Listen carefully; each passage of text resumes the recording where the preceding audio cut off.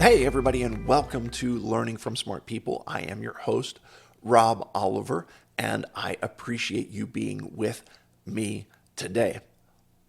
On this episode, you are going to hear from Rikki Quintana. She took a blind leap of faith when she founded Hoon Arts Fair Trade in 2014 because she wanted to give U.S. customers a way to make a difference in the world with their shopping dollars. They were able to do that through empowering the artisans of Tajikistan. And if I messed up on the pronunciation of that, you can straighten me out in a little bit. Since then, she has been working to build the Hoon Arts reputation as the doorway to the unique world of the stands of Central Asia through unique artisan products, travel, and educational experiences that you can't get anywhere else in North America.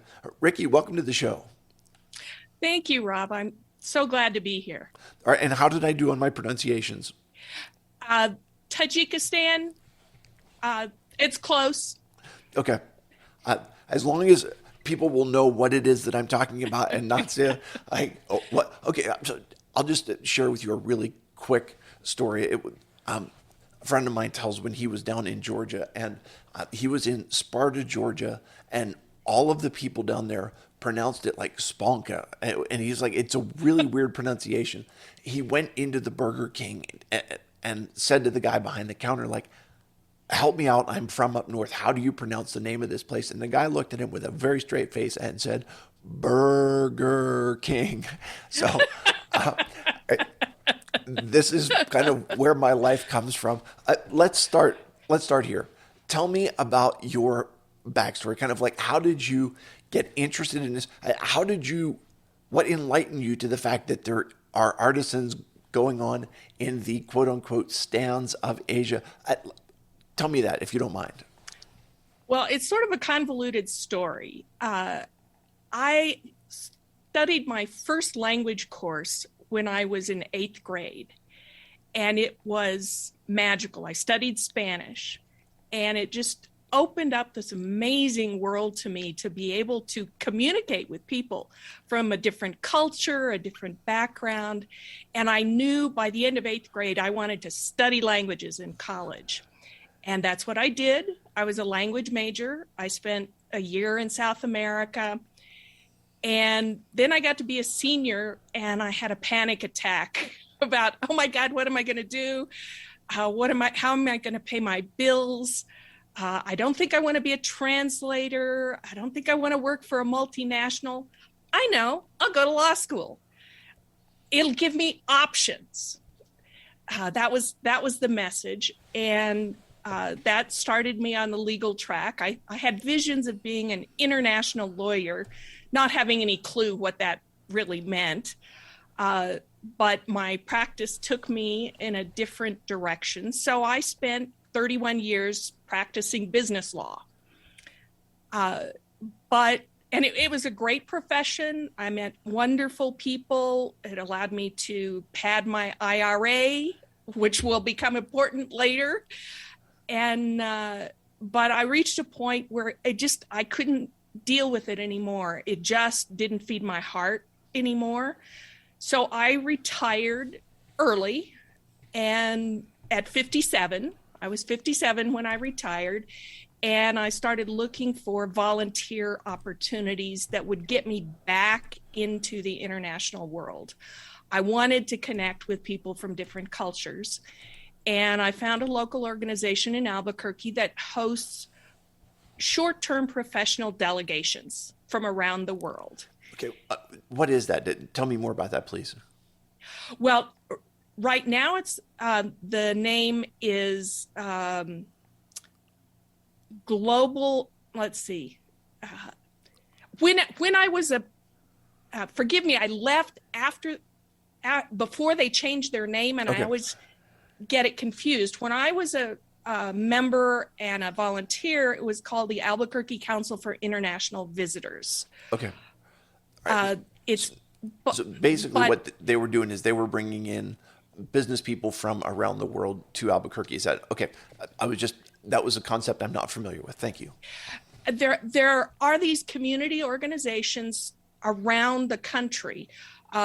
There's probably 100 of them in various cities around the country, and they work with large nonprofits that have contracts with the Department of State and the Library of Congress and other organizations like the Fulbright organization to host delegations coming from around the world, different themes. They can be one person, they can be a large group, it can be a 2-day visit, it can be a 2-month visit.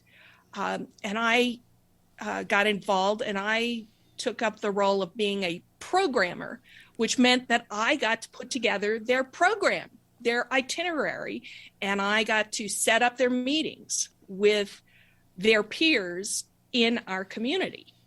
And I loved doing it, and I always escorted them. I didn't have to, but that was so exciting to me to be able to do that and really get to know these people and get to know their passions.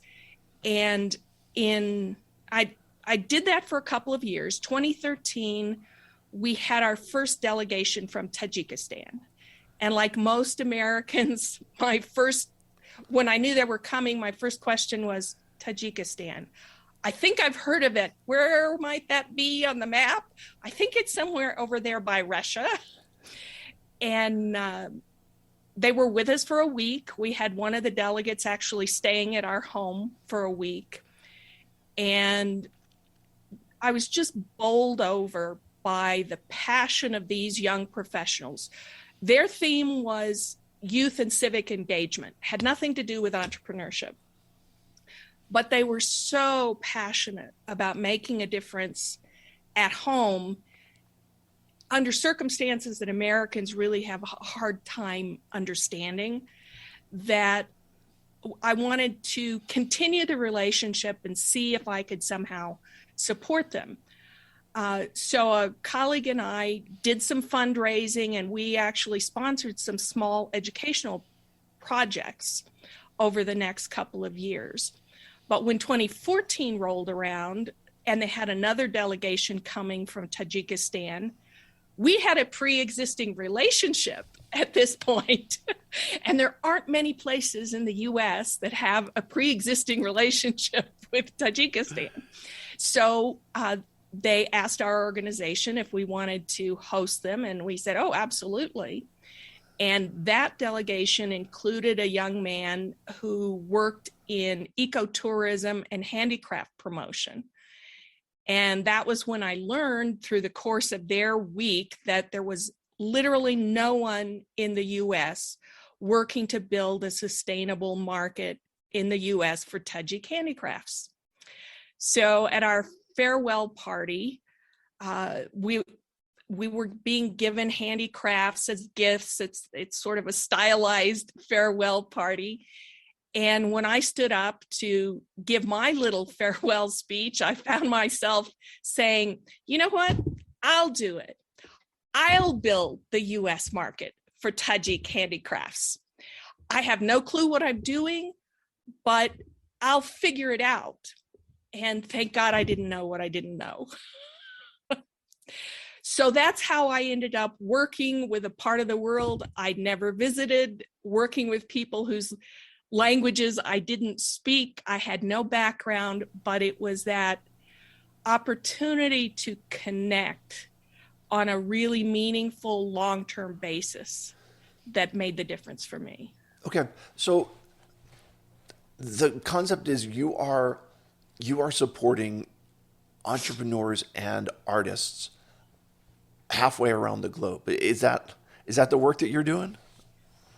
It is, but when I say supporting, I don't want to convey the concept that that I'm saving anyone.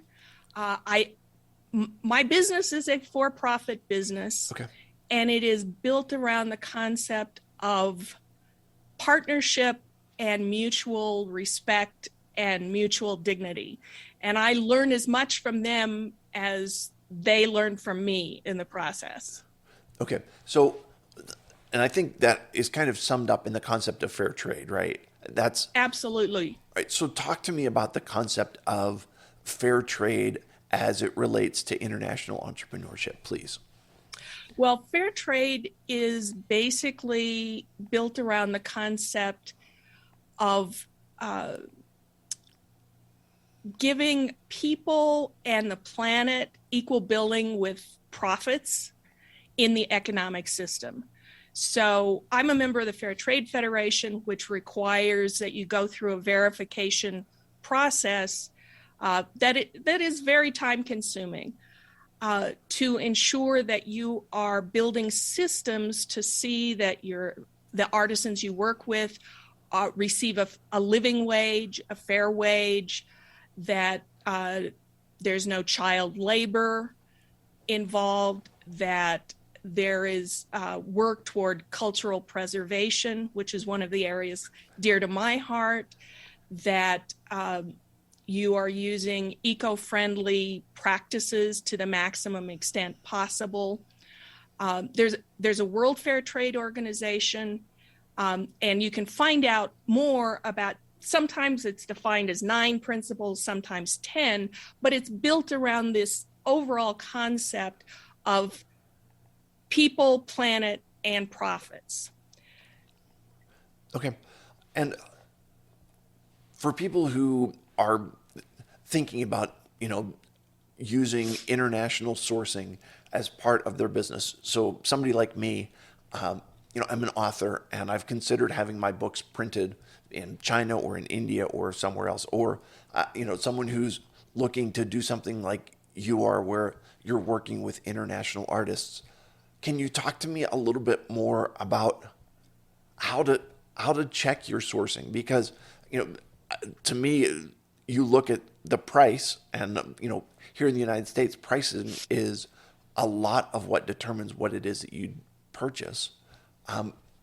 How do you take the next step to say, okay, price is one thing, and I want to make sure I get a good price, but the people and, as you said, the planet are just as important. I want to make sure that I'm being socially responsible with the purchases that I'm making. Can you talk a little bit about that?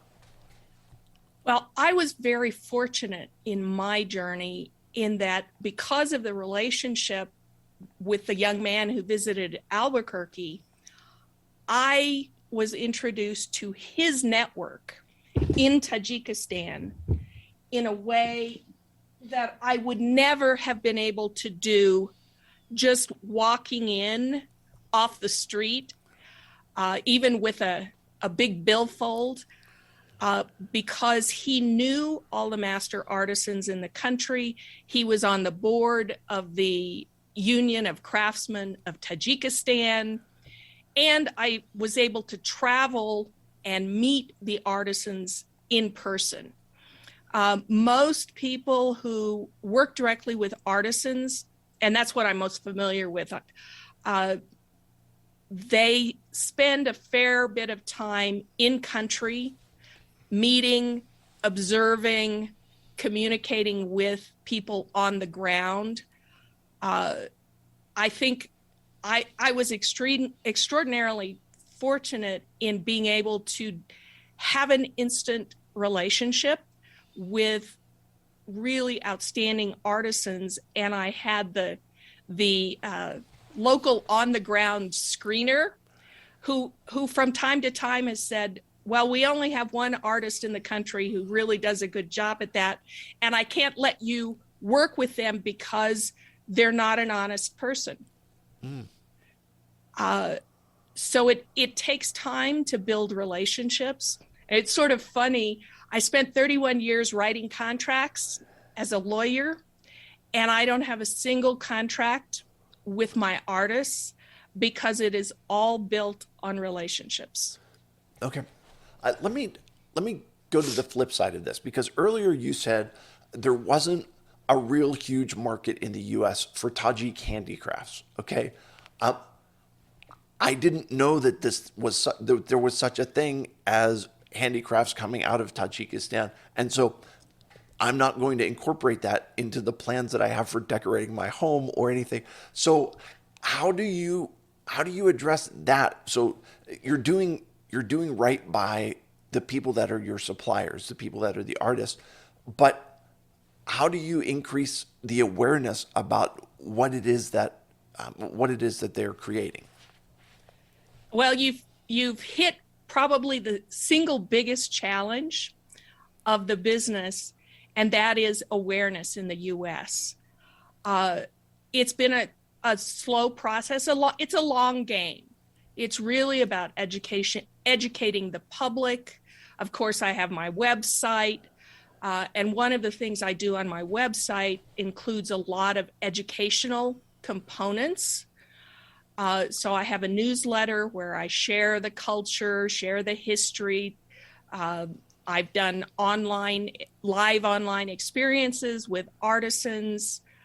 And in terms of the physical products from the artists, it's been an experience of trial and error. When I started, I just bought products that were typical but high quality for the Tajik market. And Tajikistan is one of those places where there's no such thing as too many colors or colors that don't go together. And I learned pretty quickly that the American aesthetic is a bit different. So it's been an iterative process over time, building awareness, going to trade shows, speaking at organizations. We have an Airbnb online experience. It's storytelling at its heart. And I always say the favorite part of the business for me is show and tell. And any opportunity for show and tell is an opportunity to open the doorway, but it is a long game. It is not something that you can expect to generate instant financial success around.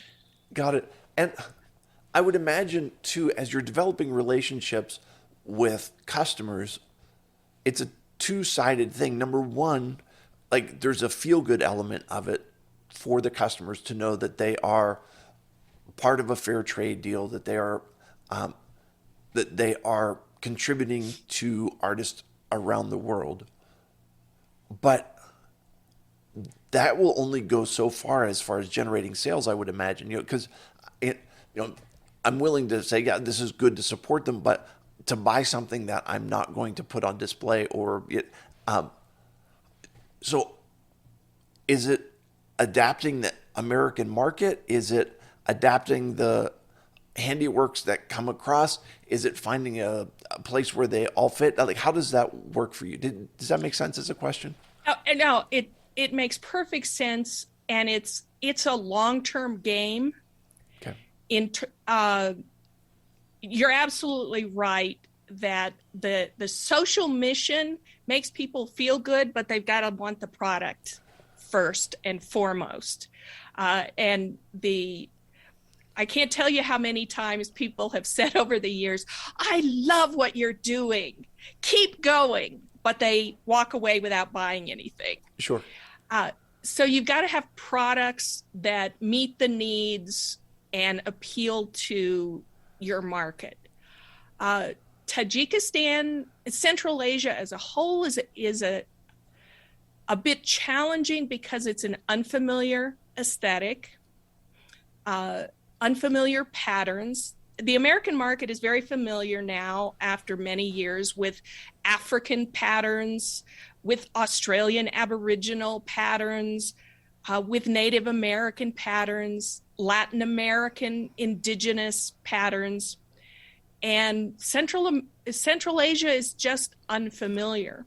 So what we've been doing, because the cultural preservation is so essential both for me and for the artisans I work with, just a side note there, during the Soviet period, all three countries I work with were former Soviet republics. And during the Soviet period, the central government, did everything they could to stamp out the traditional arts. They literally forced weavers to destroy their weaving equipment. And when They were discovered weaving in secret. They were literally sent to prison as late as the 1980s. Wow. So preserving these traditional crafts and the cultural history and legacy is really critical to the whole artistic, the whole artisan community. So while many fair trade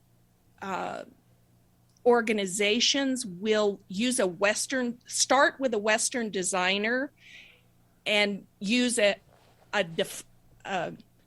influenced by, inspired by approach to their designs, or simply go straight to an American design that they know will fit the market. I've been working with my artisans to simplify but preserve that authenticity. Work on the color combinations, fewer colors, colors that work well in the US market. I'll never forget one of my first purchases. I later called my Halloween pillow. It was an orange and black hand embroidered pillow cover. It was beautiful, and the only person who would conceivably buy this pillow would be somebody who was decorating for Halloween in the US. So it's been a learning process for me. When I started, I had no background in design, color, art, marketing, no website design, no graphic design. I had to learn everything from the ground up.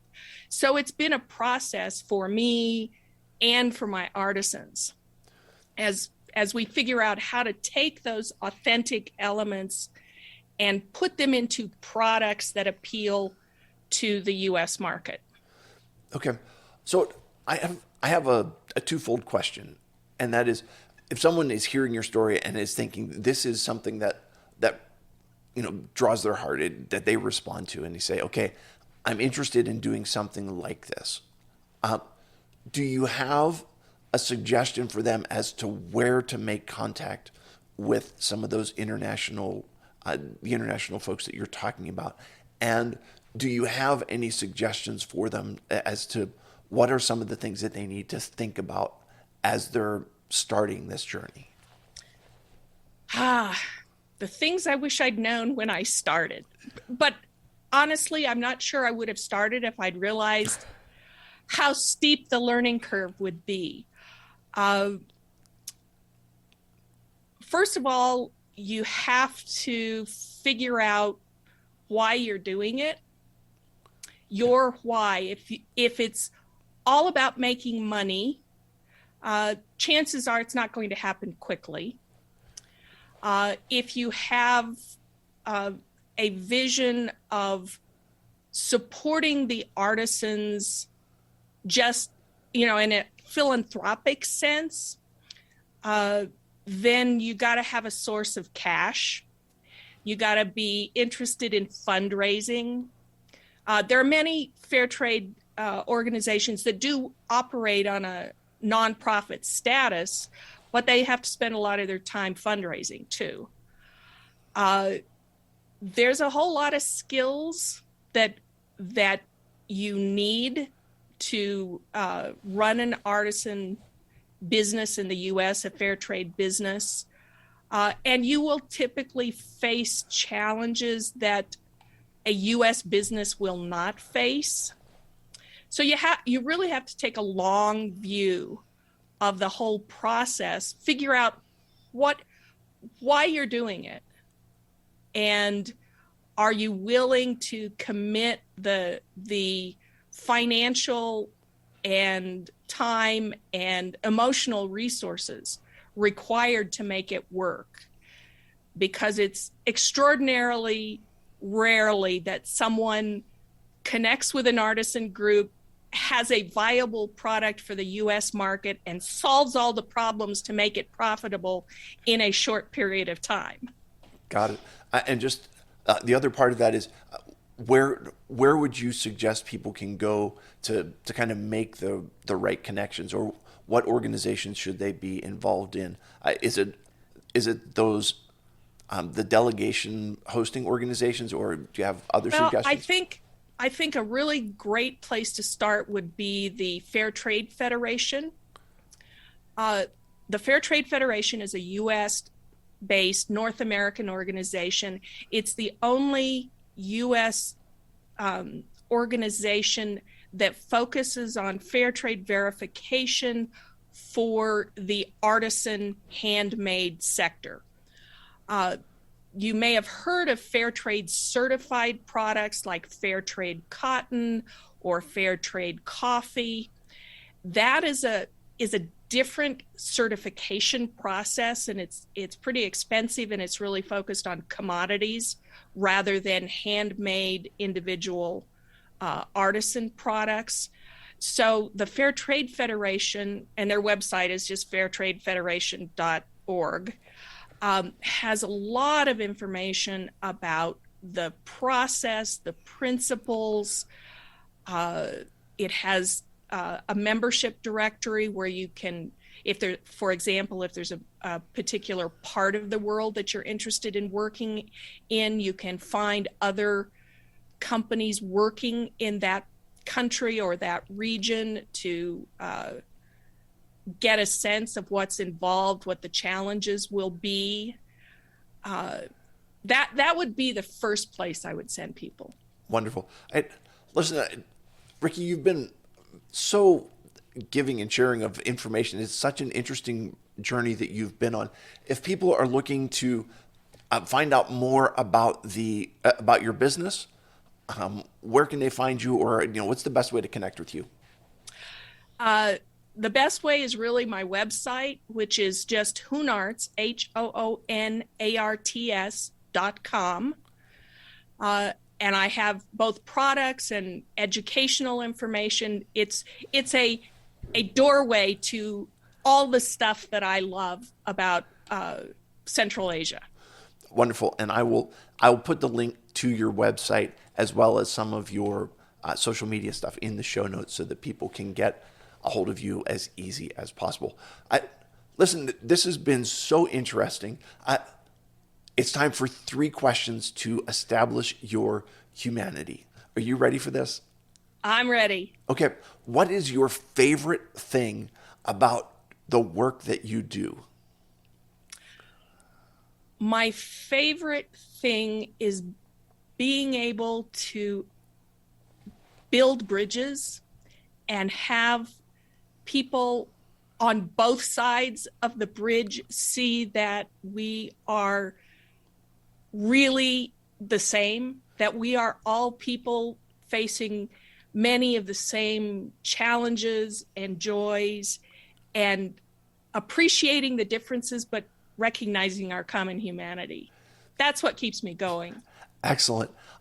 What is something that will make you laugh? Something that will make me, my grandson dancing to Turkish music. Okay. How does that come about? Like, how do you find out that your grandson dances to Turkish music? Well, his father is Turkish. Okay. He grew up in Turkey, and so his dad listens to Turkish music. And Evren, from a very young age, whenever he would hear the music, he would start dancing. And of course, he's picked up a little bit from his dad about the Turkish style of dancing. And he's a very expressive kid. He's now 8, and he's been doing this since he was 3 or 4. And we can entertain the entire family by putting on some music and just telling Evren, go dance for us.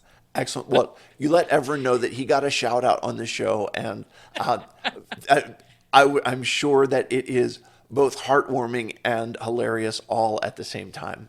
Absolutely. All right. So this episode is coming out right before Christmas, and if you were going to make your top 5 list of Christmas desserts, you can give them to me either in order or you can give them to me in random order. What is the Rikki Quintana list of the 5 definitive desserts of Christmas?